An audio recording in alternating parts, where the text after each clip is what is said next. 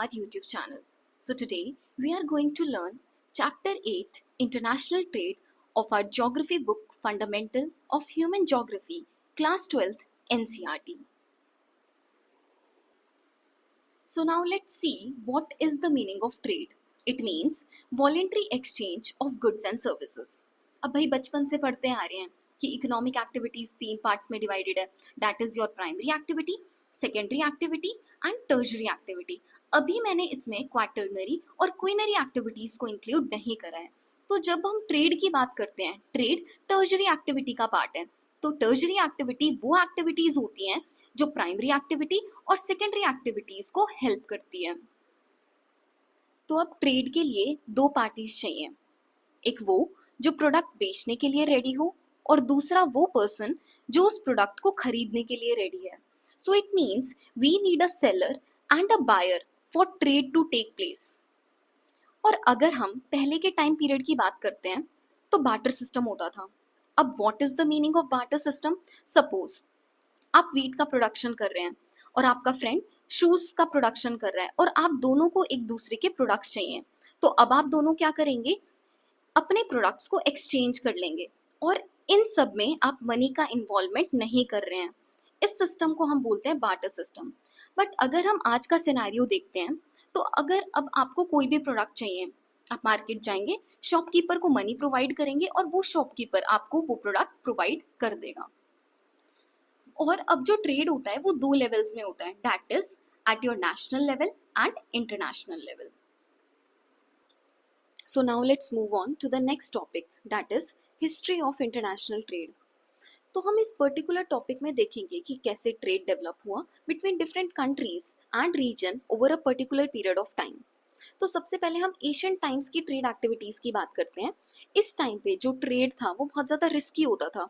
The reason being हम सब ने सुना है और मूवीज में भी देखा है कि लुटेरे होते थे जिन्हें हम प्लंडर्स भी बोलते हैं, जिनकी वजह से जो ट्रेड था वो सिर्फ लोकल मार्केट्स तक ही रिस्ट्रिक्टेड था. और अगर पीपल को कुछ बाय भी करना होता था तो वो सिर्फ वही प्रोडक्ट्स बाय करते थे जो वो उनकी बेसिक नीड्स को फुलफिल कर दे.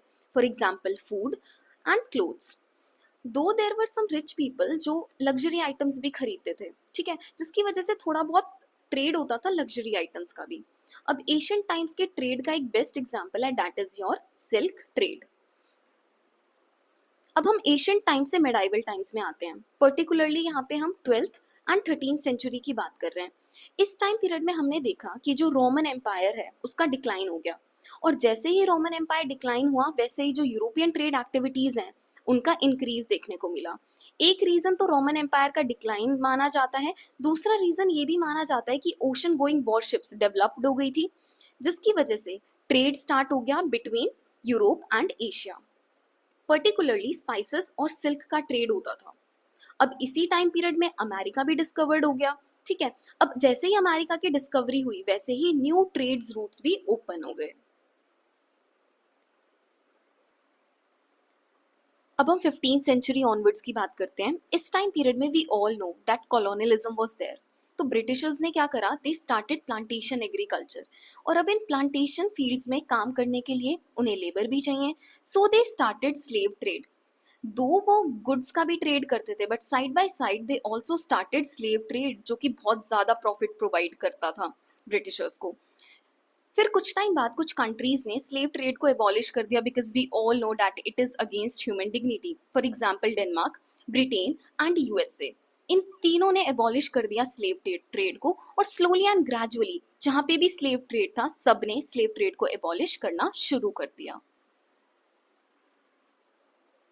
अब हम इंडस्ट्रियल रेवोल्यूशन के टाइम पीरियड की बात करते हैं. यहाँ भी हम ब्रिटेन का एग्जाम्पल लेते हैं, ओके. तो ब्रिटेन में we all know industrial revolution start हो गया था. तो अब ब्रिटिशर्स क्या कर रहे थे? वो रॉ मटेरियल इंडिया से ले रहे थे और अपनी मदर कंट्री में जाके उस रॉ मटेरियल से फिनिश प्रोडक्ट्स बना रहे थे और फिर इन फिनिश प्रोडक्ट्स को वापस से लाके इंडिया में सेल कर रहे थे. तो अब जो ये फिनिश प्रोडक्ट्स की वैल्यू है ये ज़्यादा थी बिकॉज अब जो प्रोडक्ट है उसमें वैल्यू ऐड हो गई है, ठीक है. बट जो रॉ मटेरियल है उनकी मॉनेटरी वैल्यू डिक्लाइन हो गई थी. अब वर्ल्ड वॉर 1 और वर्ल्ड वॉर 2 का सिनेरियो देखते हैं. इस टाइम पीरियड में कंट्रीज की गवर्नमेंट ने ट्रेड टैक्स लगा दिए जिन्हें हम टैरिफ्स भी बोलते हैं। साथ के साथ क्वांटिटेटिव रिस्ट्रिक्शंस भी लगा दिए। क्वांटिटेटिव रिस्ट्रिक्शंस का मतलब क्या है कि कंट्री की गवर्नमेंट अब डिसाइड करेगी कि कितनी क्वांटिटी में इंपोर्ट होगा और एक्सपोर्ट होगा। ओके, अब वर्ल्ड वॉर 1 और वर्ल्ड वॉर 2 ओवर हो चुका है। अब हम post world war time period की बात करते हैं। इस टाइम पीरियड में एक ऑर्गेनाइजेशन बनाई गई जिसका नाम है journal agreement for tariffs and trade. इस ऑर्गेनाइजेशन का काम क्या था कि वर्ल्ड वॉर 1 और वर्ल्ड वॉर 2 के टाइम पे जितने भी ट्रेड टैक्स लगे थे उनको रिड्यूस करना। इस बॉडी को फिर बाद में वर्ल्ड ट्रेड ऑर्गेनाइजेशन में कन्वर्ट कर दिया था, जिसे हम WTO बोलते हैं। अब इस WTO का काम क्या है? फ्री एंड फेयर ट्रेड को प्रमोट करना। इस WTO के बारे में हम डिटेल में आने वाली स्लाइड्स में स्टडी करेंगे। अब आप इस फ्लो चार्ट्स को देख सकते हैं for the better understanding of the concept history of international trade. सबसे पहले हमने देखा था कि एशियन टाइम में जो ट्रेड है वो बहुत ज़्यादा रिस्ट्रिक्टेड था। उसके बाद मिडाइवल टाइम पीरियड में यूरोपियन ट्रेड शुरू हो गया, फिर कॉलोनियलिज्म आया जिसकी वजह से स्लेव ट्रेड स्टार्ट हो गया। Then we move on to the industrial revolution जिसकी वजह से मैन्युफैक्चर्ड गुड्स का ट्रेड स्टार्ट हो गया। फिर वर्ल्ड वॉर 1 और वर्ल्ड वॉर 2 का सिनेरियो आता है जब बहुत ज़्यादा ट्रेड रिस्ट्रिक्शंस लगा दिए जाते हैं कंट्रीज़ के ऊपर। ठीक है, उसके बाद एक ऑर्गेनाइजेशन बनाई जाती है post world war time period में जिसे हम WTO बोलते हैं, वर्ल्ड ट्रेड ऑर्गेनाइजेशन, जिसका काम था फ्री एंड फेयर ट्रेड को प्रमोट करना।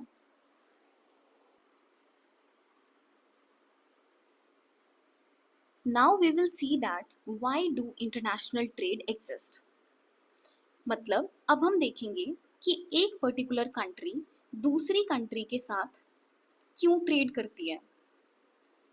अब इसके पीछे एक रीज़न है कि एक कंट्री सारी चीज़ें तो अच्छे से प्रोड्यूस नहीं कर सकती।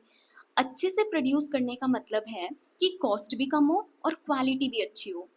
तो सबको ऐसा ही तो प्रोडक्ट चाहिए कि जिसकी कॉस्ट भी कम हो और क्वालिटी भी बहुत अच्छी हो। तो अब एक कंट्री उसी प्रोडक्ट के मैन्युफैक्चरिंग पे फोकस करती है जो प्रोडक्ट वो अच्छे से प्रोड्यूस कर सके, और वो भी at minimum price and without compromising the quality of the product. Okay, तो अब एक एग्जांपल लेते हैं इंडिया और USA का।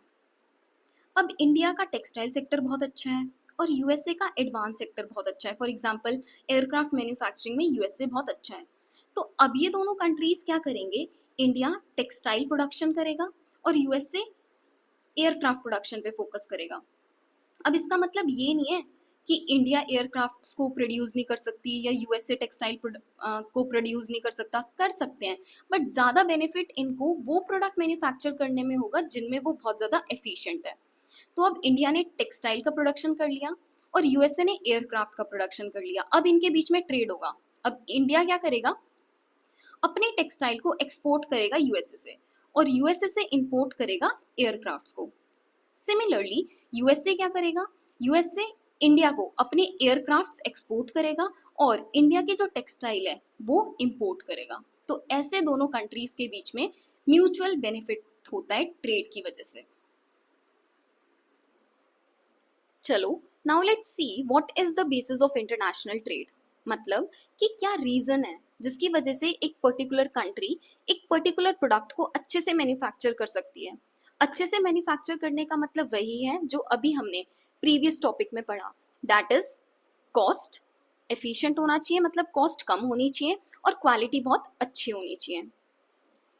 अब डिफरेंट फैक्टर्स हैं जो डिटरमाइन करते हैं कि एक कंट्री किस प्रोडक्ट का एक्सपोर्ट करेगा और किस प्रोडक्ट का इंपोर्ट करेगा, या फिर हम बोल सकते हैं कि क्या फैक्टर्स हैं जो डिटरमाइन करेंगे कि एक पर्टिकुलर कंट्री किस चीज को अच्छे से प्रोड्यूस कर सकती है। तो सबसे पहला फैक्टर है डिफरेंस इन नेचुरल रिसोर्सेज।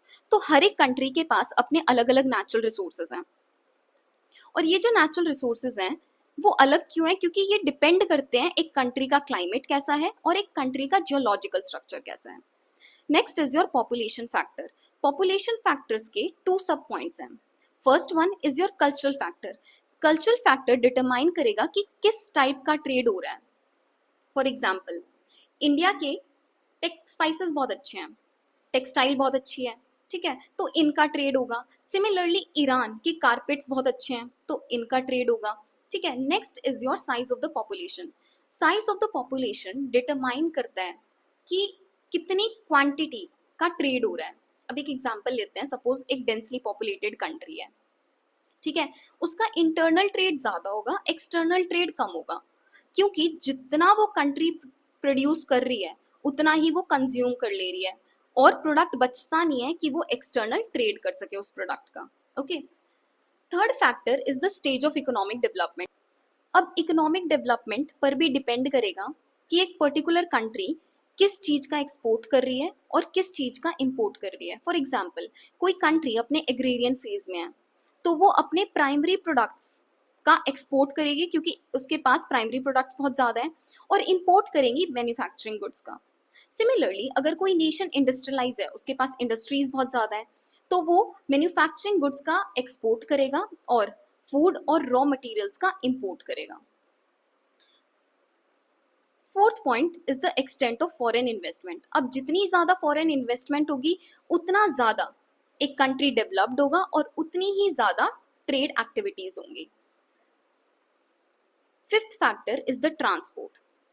अब पहले के टाइम में जो ट्रेड था वो बहुत रिस्ट्रिक्टेड था क्योंकि ट्रांसपोर्ट फैसिलिटीज इतनी अच्छी नहीं थी, बट अगर अब का सिनारियो देखते हैं तो ट्रांसपोर्टेशन एंड कम्युनिकेशन बहुत ज़्यादा इंप्रूव हो चुका है, ठीक है, रेलवेज डेवलप्ड हो गए हैं, एयर ट्रांसपोर्ट बहुत अच्छा हो गया है, रेफ्रिजरेशन एंड प्रिजर्वेशन टेक्नोलॉजीज आ गई हैं, ठीक है, जिसकी वजह से ट्रेड बहुत अच्छे से हो सकता है।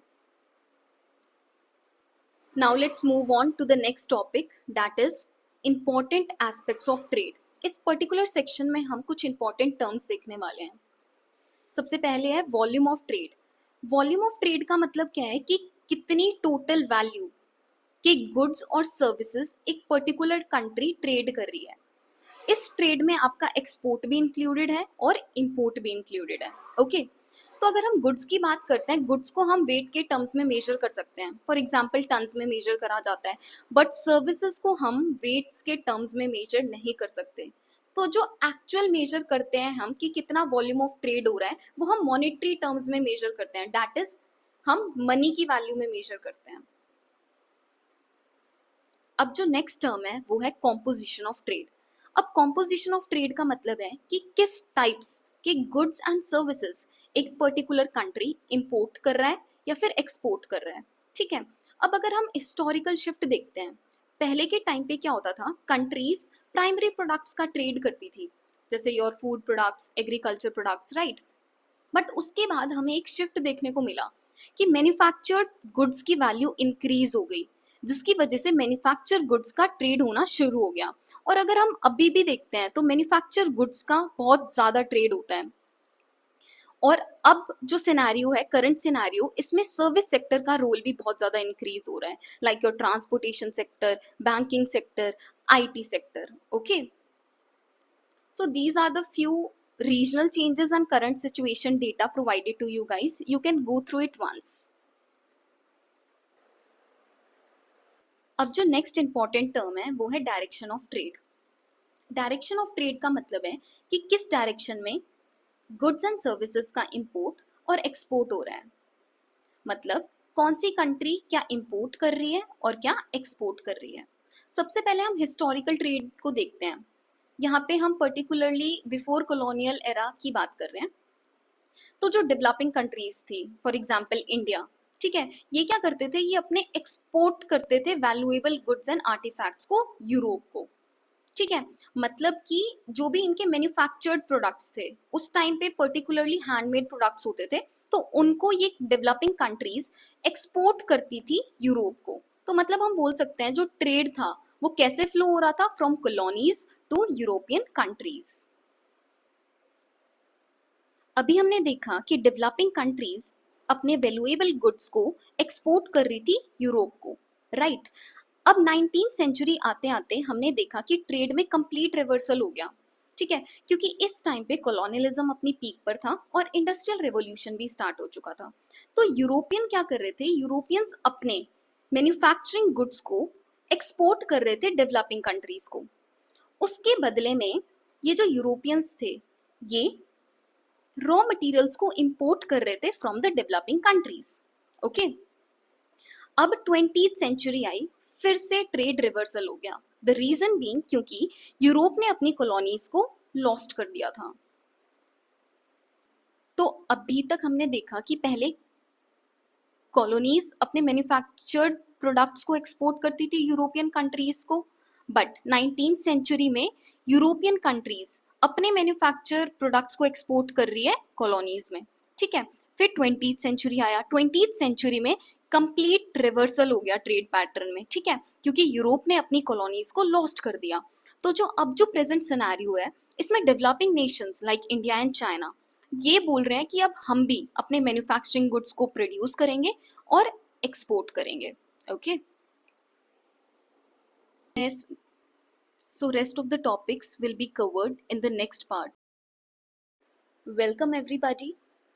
This is the part 2 of chapter 8 International Trade. Those who have not seen the part 1, please do watch it.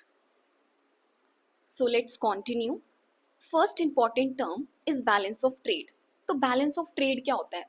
Balance of trade का मतलब है कि total goods and services exported by a country minus total goods and services imported by a country. अगर simple language में बोले तो export minus import, ठीक है। एक पर्टिकुलर कंट्री जितना एक्सपोर्ट कर रही है उसमें से वो इम्पोर्ट को जब माइनस करती है तो हमें बैलेंस ऑफ, तो एक्सपोर्ट माइनस इम्पोर्ट, ठीक है। एक पर्टिकुलर कंट्री जितना एक्सपोर्ट कर रही है उसमें से वो इम्पोर्ट को जब माइनस करती है तो हमें बैलेंस ऑफ ट्रेड की वैल्यू मिलती है। अब हम जब पॉजिटिव बैलेंस ऑफ ट्रेड को देखते हैं, इसका मतलब होता है कि एक कंट्री एक्सपोर्ट ज़्यादा कर रही है देन इम्पोर्ट। मतलब एक कंट्री अपने प्रोडक्ट्स को दूसरी कंट्रीज में सेल कर रही है, इन रिटर्न उस कंट्री को क्या मिलता है? फॉरेन करेंसीज मिलती हैं, ठीक है, जिसकी वजह से उस कंट्री को ट्रेड सरप्लस होता है। मतलब एक कंट्री ज़्यादा प्रॉफिट गेन करती है, ज़्यादा पैसा कमाती है। तो माना जाता है कि पॉजिटिव बैलेंस ऑफ ट्रेड बहुत फेवरेबल होता है, बहुत अच्छा होता है, and every country should have a positive balance of trade, okay. तो अब जब हम नेगेटिव बैलेंस ऑफ ट्रेड की बात करते हैं, अब ये क्या होता है? जब एक कंट्री का इंपोर्ट ज्यादा होता है then export of goods and services. मतलब एक कंट्री फॉरेन कंट्रीज से ज्यादा प्रोडक्ट्स को परचेज कर रही है। अब जब परचेज करेगी तो इन रिटर्न उसे क्या देना पड़ेगा? फॉरेन करेंसी देनी पड़ेगी। मतलब अब वो कंट्रीज अपने पैसे को ज्यादा स्पेंड कर रही है, जिसकी वजह से ट्रेड डेफिसिट होगा। अगर हम पॉजिटिव बैलेंस ऑफ ट्रेड को देखते हैं तो इसमें एक कंट्री अर्न ज्यादा करती है, उसके पास फॉरेन करेंसी आती है। बट जब हम नेगेटिव बैलेंस ऑफ ट्रेड की बात करते हैं तो कंट्री ज्यादा स्पेंड करती है, मतलब फॉरेन करेंसीज को दूसरी कंट्रीज को प्रोवाइड करती है। अब देखते हैं कि कितने टाइप्स के इंटरनेशनल ट्रेड होते हैं। तो there are 2 types of international trade. First one your bilateral trade and multilateral trade. अब बायलैटरल ट्रेड में क्या होता है कि 2 कंट्रीज आपस में ट्रेड कर रही हैं, ठीक है, 2 कंट्रीज के बीच में ट्रेड हो रहा है और उन दोनों कंट्रीज ने एग्री कर लिया कि हम आपस में गुड्स एंड सर्विसेज को एक्सचेंज करेंगे, ठीक है। Next is multilateral trade. इसमें जो ट्रेड होता है वो मोर देन 2 कंट्रीज के बीच में होता है, ठीक है। मतलब एक कंट्रीज एक से ज्यादा कंट्री के साथ भी ट्रेड कर सकती है। Now the most important topic that is free trade. अब फ्री ट्रेड का मतलब क्या है? जब एक कंट्री अपनी इकोनॉमी को ओपन कर देती है, मतलब अब वो इंपोर्ट भी इजीली कर सकती है और अपने प्रोडक्ट्स को एक्सपोर्ट भी इजीली कर सकती है, क्योंकि उस कंट्री ने जितने भी ट्रेड बैरियर्स थे, जितने भी ट्रेड रिस्ट्रिक्शंस थे, ट्रेड टैक्स थे, उन सबको रिड्यूस कर दिया है या फिर हटा दिया है। तो इसे हम बोलते हैं फ्री ट्रेड। तो अब देखते हैं कि what are the benefits of free trade. तो सबसे पहला बेनिफिट है कि कंट्रीज अब इजीली ट्रेड कर पाएंगे एक दूसरे के साथ, मतलब इंपोर्ट और एक्सपोर्ट कर पाएंगे गुड्स एंड सर्विसेज का, वो भी इजीली। अब गुड्स एंड सर्विसेज का इंपोर्ट और एक्सपोर्ट हो रहा है, मतलब ग्लोबलाइजेशन बढ़ेगा। ग्लोबलाइजेशन बढ़ेगा तो अब कंज्यूमर्स के पास varieties of goods and services होंगी परचेज करने के लिए, और वो भी अफोर्डेबल प्राइस पर। मतलब कि कंज्यूमर्स की ओवरऑल चॉइसेस बढ़ जाएंगी। अब भाई सबको ही मैकडीज के बर्गर खाना पसंद है, ब्रांडेड क्लोथ्स पहनना पसंद है, फॉरेन ब्रांड्स के परफ्यूम लगाना पसंद है। ये सब क्यों हो पा रहा है? Due to your free trade. That is easy import and export of goods and services. Okay, तो अगर हम बात करें तो ये जो फ्री ट्रेड है ये overall development of the country में हेल्प करेगा, whether it's your political sphere, social sphere और इकोनॉमिकल स्फेयर, हर चीज में फ्री ट्रेड कंट्री को हेल्प प्रोवाइड करेगा। ओके, तो अभी हमने देखा कि what were the benefits of free trade, right? तो अब देखते हैं कि कुछ कंसर्न्स और चैलेंजेस क्या है फ्री ट्रेड से रिलेटेड। सबसे पहला कंसर्न है कि ये इक्वल बेनिफिट प्रोवाइड नहीं करता कंट्रीज को। किसी कंट्री को ज्यादा बेनिफिट प्रोवाइड कर देगा और किसी कंट्री को कम बेनिफिट प्रोवाइड कर देगा। अब जो रिच कंट्रीज हैं उनको ज्यादा बेनिफिट प्रोवाइड करता है और डेवलपिंग कंट्रीज को कम बेनिफिट प्रोवाइड करता है। इसके पीछे रीजन है कि जो रिच कंट्रीज हैं उन्होंने ऑलरेडी मार्केट को कैप्चर करा हुआ है अपने इंडस्ट्रियल गुड्स से, और जो डेवलपिंग कंट्रीज हैं वो अब भी अपने रॉ मटेरियल के एक्सपोर्ट पर डिपेंडेंट है। सेकेंड पॉइंट इज कि जो डेवलपिंग कंट्रीज हैं वो क्या करती हैं, अपनी इकोनॉमीज को तो क्लोज कर देती हैं और जो डेवलपिंग कंट्रीज की इकोनॉमी है उनको ओपन करा देती हैं, जिसकी वजह से डेवलपिंग कंट्रीज को सफर करना पड़ता है और डेवलप्ड कंट्रीज बेनिफिट गेन करती है। ओके, अब जो थर्ड कंसर्न या चैलेंज है related to the free trade is your dumping. अब डंपिंग में क्या होता है, एक कंट्री दूसरी कंट्री को अपना प्रोडक्ट कॉस्ट प्राइस से भी कम प्राइस में दूसरी कंट्री को सेल करती है। अब ऐसा क्यों हो रहा है कि भाई एक कंट्री अपने कॉस्ट प्राइस जो उसकी आई है उससे भी कम प्राइस में दूसरी कंट्री को वो प्रोडक्ट सेल कर रही है? इसके पीछे रीजन है क्योंकि उस कंट्री को दूसरी कंट्री की मार्केट को कैप्चर करना है। अंडरस्टैंडिंग? अब इसका एक एग्जांपल लेते हैं कि जो चाइना के टॉयज हैं उन्होंने इंडिया की मार्केट को फुल्ली कैप्चर कर लिया है बिकॉज वो अफोर्डेबल है। Next topic is World Trade Organisation. हमने अपनी प्रीवियस वीडियो में भी देखा था कि गैट को रिप्लेस करके डब्ल्यूटीओ बना दिया गया था और इस ऑर्गेनाइजेशन का ऑब्जेक्टिव था कि ये फ्री और फेयर ट्रेड को प्रमोट करेगा। अगर हम इसके हेडक्वार्टर की बात करते हैं तो ये जेनेवा स्विट्जरलैंड में है।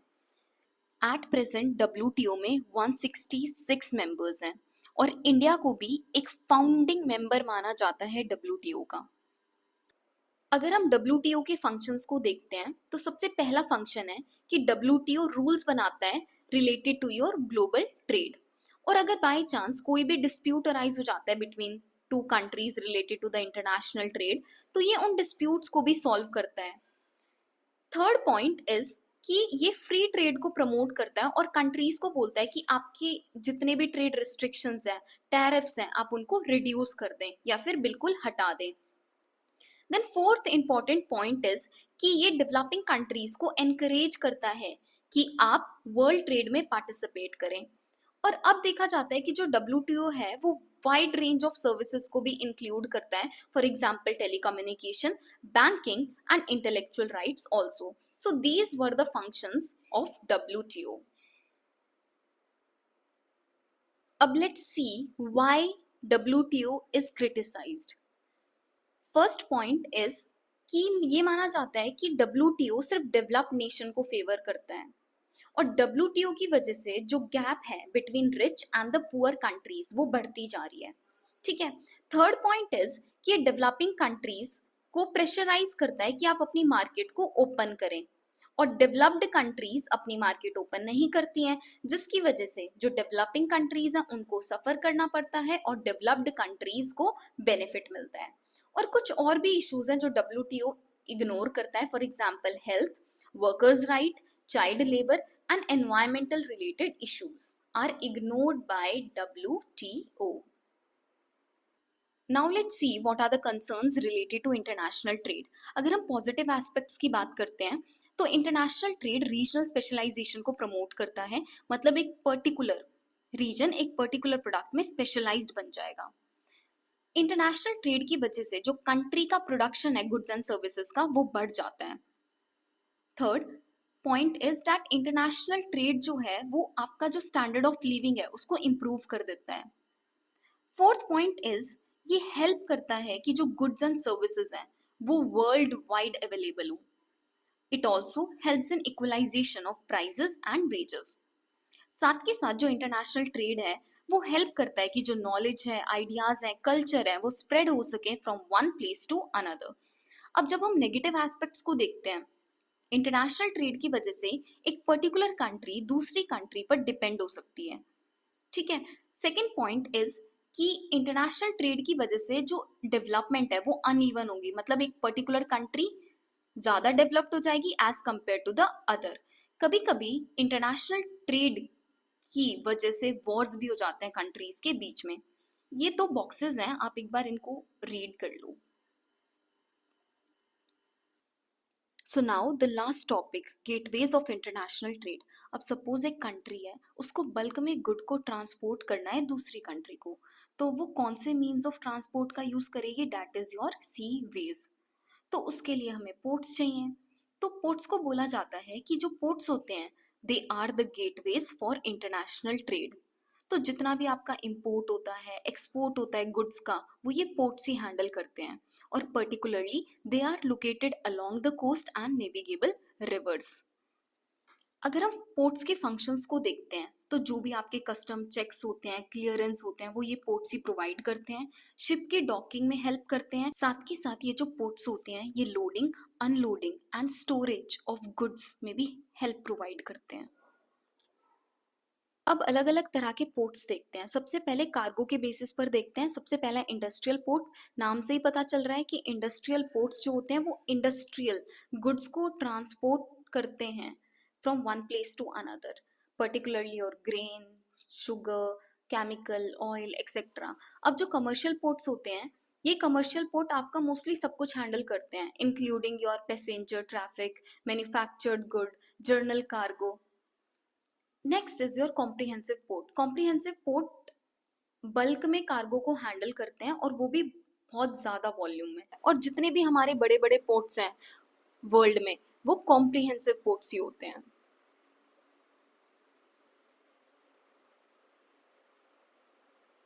अब हम देखते हैं कि लोकेशन के बेसिस पर पोर्ट्स कैसे डिवाइडेड हैं। सबसे पहले हमारे इनलैंड पोर्ट्स होते हैं। ये जो इनलैंड पोर्ट्स होते हैं ये सी कोस्ट से थोड़ी सी दूर बनाए जाते हैं। Particularly they are made along the river and canals. और जो यही रिवर्स और कैनाल्स हैं ये इन पोर्ट्स को सी से कनेक्ट करती है। ओके। इसका फेमस एग्जाम्पल है हमारा मैनचेस्टर पोर्ट, मेम्फिस जो कि मिसिसिपी रिवर के ऊपर जो पोर्ट लोकेटेड है। Okay. Then we have Mannheim and Duisburg जो कि राइन रिवर के ऊपर है। कोलकाता जो कि हुगली रिवर पे है। Next type of port on the basis of location is outport. Outport क्या होता है? ये मेन पोर्ट से थोड़ी सी दूर बनाया जाता है और ये ओशन में ही बनाया जाता है, राइट? अब इस आउटपोर्ट का काम क्या है? सपोज कोई शिप आ रही है, बहुत बड़ी है, अब वो मेन पोर्ट तक नहीं जा पाती, तो वो अब क्या करेगी? इस आउटपोर्ट पे अपने सामान को डॉक कर देगी और फिर इस आउटपोर्ट से जो सामान है उसको ले जाया जाता है मेन पोर्ट पर। इस पोर्ट को हम सब्सिडरी पोर्ट भी बोलते हैं। एक फेमस एग्जाम्पल है इस पोर्ट का एथेंस का जो आउटपोर्ट है जिसको हम पायरस बोलते हैं, जो कि ग्रीस में है।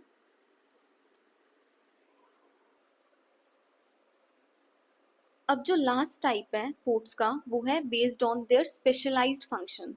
For example oil port. Oil port नाम से ही पता चल रहा है ऑयल को ट्रांसपोर्ट करेगा।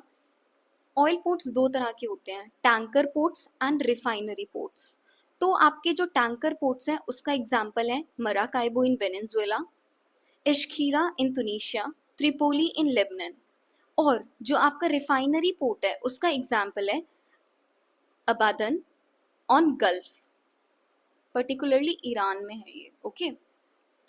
अब नेक्स्ट तरह के जो पोर्ट्स हैं वो है पोर्ट ऑफ कॉल। अब ये जो पोर्ट ऑफ कॉल है ये सी रूट्स के अलोंग ही बनाए जाते हैं। अब सपोज कोई एक पर्टिकुलर शिप है, वो बहुत दूर से आ रही है और उसका डेस्टिनेशन पॉइंट भी बहुत दूर है, तो अब इसको बीच में क्या करना पड़ेगा? रिफ्यूलिंग करनी पड़ेगी। तो ये जो पोर्ट्स ऑफ कॉल हैं ये हेल्प करते हैं शिप को रिफ्यूलिंग करने में। ओके। फिर इन पोर्ट्स ऑफ कॉल को ही बाद में कमर्शियल पोर्ट्स बना दिया जाता है। इसके एग्जांपल है Aden ports, Honolulu ports and Singapore port. अब हम पैकेट स्टेशंस की बात करते हैं। ये भी सी के अक्रॉस ही बनाया जाता है और ये जो पैकेट स्टेशंस होते हैं they are specialised in passenger and mail transport across the water body. इसका एग्जाम्पल है डोवर पोर्ट इंग्लैंड में और कैलियस पोर्ट इन फ्रांस में अक्रॉस द इंग्लिश चैनल। अब जो एंट्रे पोर्ट है ये क्या होता है कि ये एक पोर्ट होता है, इस पे अलग अलग कंट्रीज से गुड्स लाए जाते हैं और स्टोर करे जाते हैं, फिर इस पोर्ट से ही एक्सपोर्ट करा जाता है डिफरेंट डिफरेंट कंट्रीज को। ठीक है, इसका एग्जाम्पल है Singapore, Rotterdam and Copenhagen. Next is your naval port. हम सबको पता है कि भाई स्ट्रैटेजिक पोर्ट होते हैं, ये नेवी यूज करती है, आपको ये वॉरशिप से इक्विप्ड मिलेंगे। ओके, तो इसका एग्जाम्पल है हमारा Kochi port. Thank you so much.